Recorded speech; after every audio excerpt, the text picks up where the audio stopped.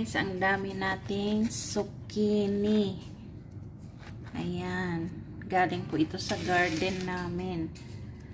So, dahil hindi ko na maluto lahat yan para sa kanila, gagawa natin ang paraan yan guys.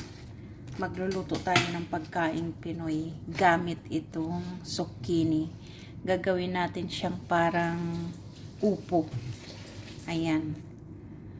Parang kunwari upo siya guys. Tapos lalagyan natin ng sardinas. Ayan. Nilagay ko dito sa gilid guys yung avocado. Kasi nagpapatubo ako guys. Tapos ipapadala namin doon sa garden. Ayan. Para mamunga sila dito. At marami kaming makuhang bunga ng avocado guys. So ayan. Umpisahan na natin guys, babalatan muna natin itong zucchini. Pwede naman siyang ganyan guys, huwag nyo nang balatan. Pero para magmukha siya talagang upo, balatan natin guys. Ayan, so ito na siya oh. Ganyan ang itsura niya guys kapag binalatan mo na. Ayan, so maghiwa na tayo. Ayan guys, siwain na natin. Oh, wag nang tanggalin ang buto guys kasi maliliit pa naman siya oh. So ganyan, hiwain natin siya ng maninipis. Kunwari upo na yan guys. Alam nyo naman ang mga Pinoy sa abroad. Maano yan, madiskarte yan guys para may ulamin.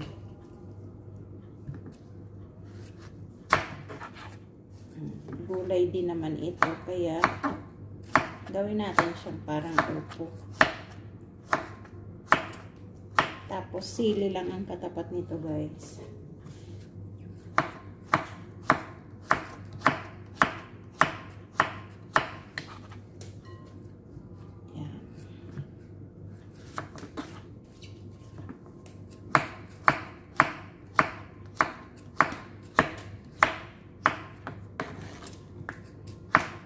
Guys, so tapusin lang muna naming hiwain ito. Tapos mamaya ipapakita ko sa inyo kapag iluluto na natin.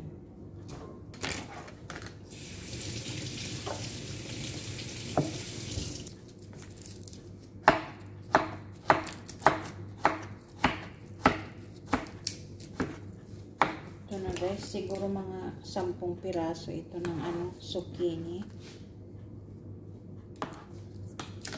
Oh, ayan na siya guys. Diba? Maninipis lang yung pagkahiwa natin. Ayan. Ayan. Tapos punasan muna natin itong chopping board. Tapos syempre, sunod natin yung ating mga ricado. Ayan. Siyempre, kailangan natin ng sibuyas, guys.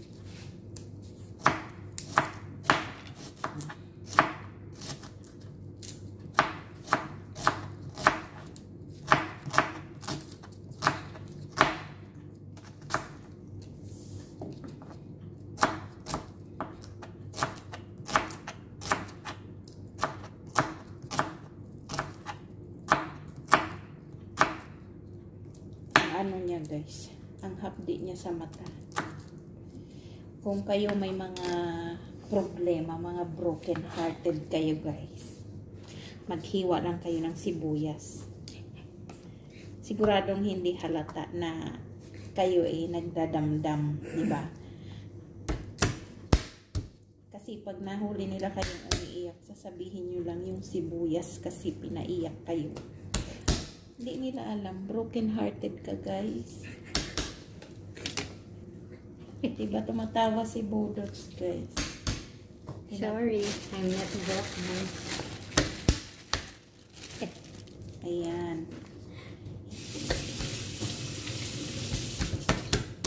Oh, sorry daw, hindi naman siya broken. We are not broken hearted guys. broken packet lang. Ay, sos, tumalon siya guys. Madulas. Alam niyo ba itong bawang namin guys? Batang-bata siya talaga. Super fresh. Ay, talagang ayaw niya guys. Paano, tumalon siya. Ayaw niyang sumama. Dito na lang. Okay. Tapos, iganon-ganon ko lang.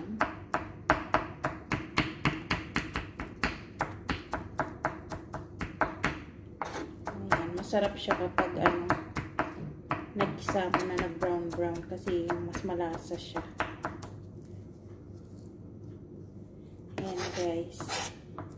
Na lang, i-voice over na lang ni host kasi tinatamad na akong mag-edit guys. Ang dami pa namin gagawin. Ganito na lang siya. Isingit mag-video, daldalan mo, tapos ganun na yan.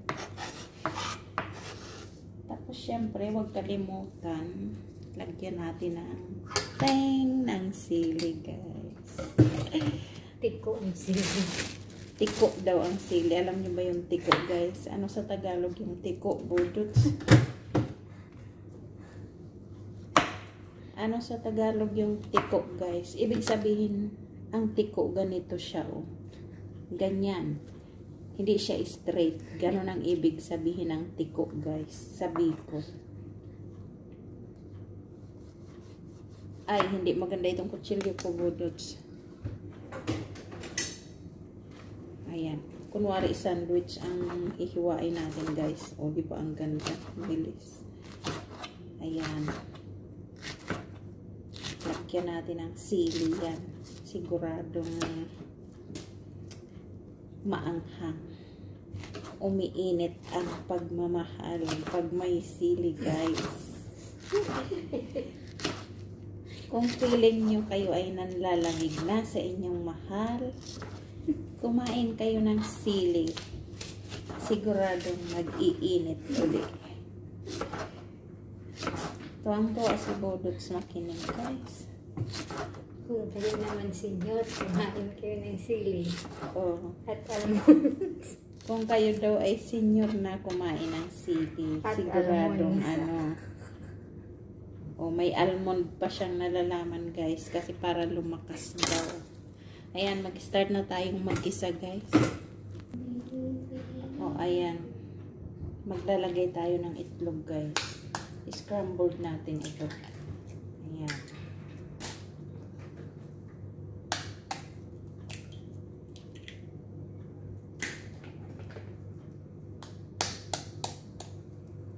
Para may halo yung sahog natin na sardinas guys.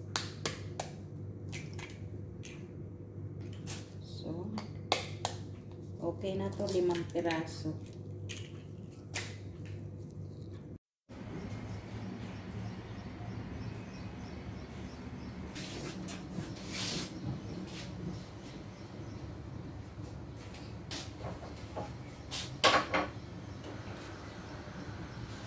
Yan guys, so lagyan na natin ng mantika itong wok natin. Mainit na yan guys. Unahin muna natin itong itlog. Ayan, 5 itlog to guys.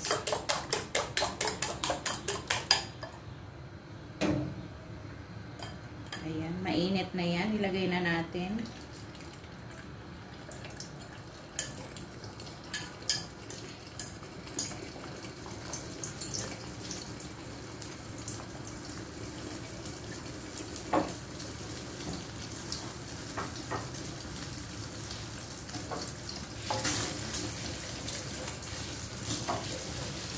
Scrambled lang natin siya guys. Ayan, huwag nyo masyadong patigasin. Huwag masyadong patigasin guys. Mas masarap yung ganito lang katamtaman. Ayan. Tanggalin muna natin.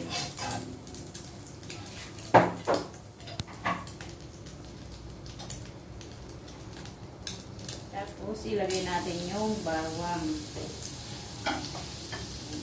Lagyan natin ng mantika, guys.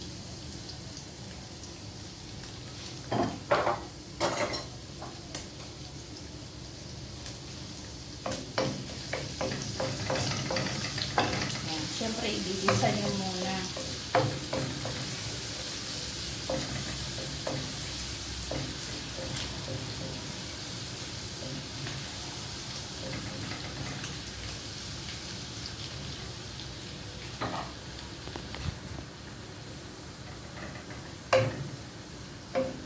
Ayan, kapag medyo brown na guys yung bawang, ilagay na natin yung sibuyas. Ayan.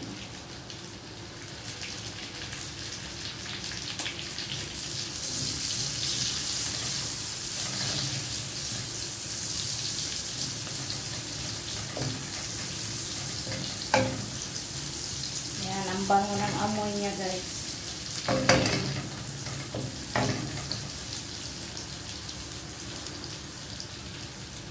Ayan, dumikit siya. Sayang. Siyempre, isama natin. Yan guys, huwag kayong mahihilo ha. Magkaiba sila. Yan ang nakuha ni Budot sa grocery. Magkaibang brand. Yan lang kasi ang naiwan. So, okay lang yan. Sardinas din naman yan.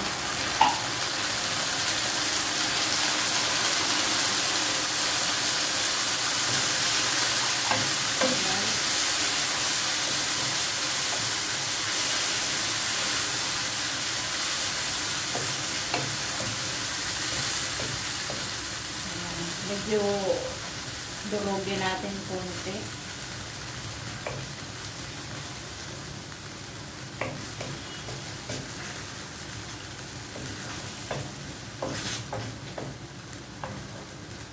Siyempre, isunod na natin yung ating zucchini or kumari upo siya. Ayan. O, diba?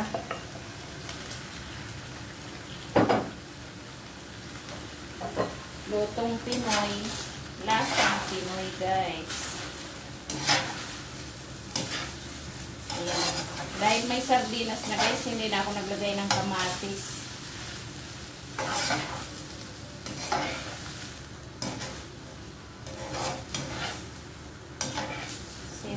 Simple lang. Ayan, ihalo-halo natin.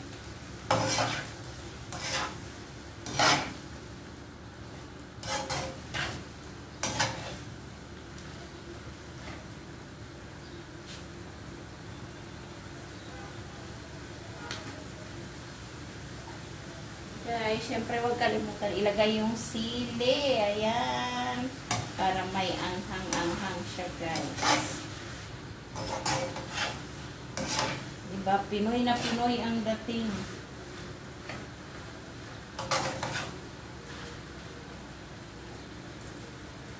Tinang patis. Pampaalat, guys. Kayo na magtansya ng alat, guys, ha? Ayan. So, dalawang malaking ang nilagay ko.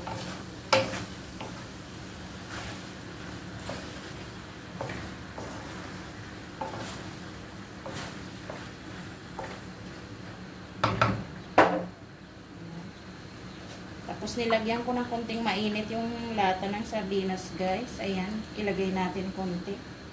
Konting-konti lang po yung parang 1/4 cup lang siya.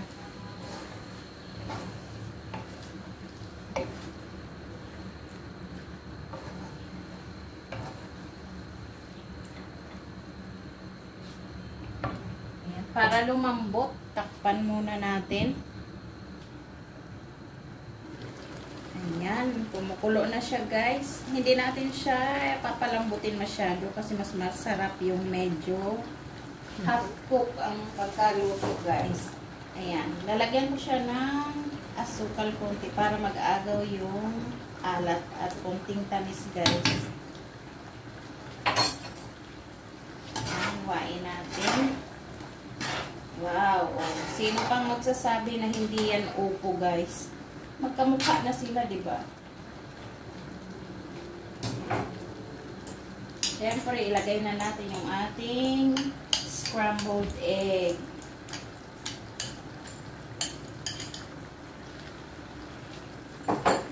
Ayan. At syempre, lagyan natin ng green onion.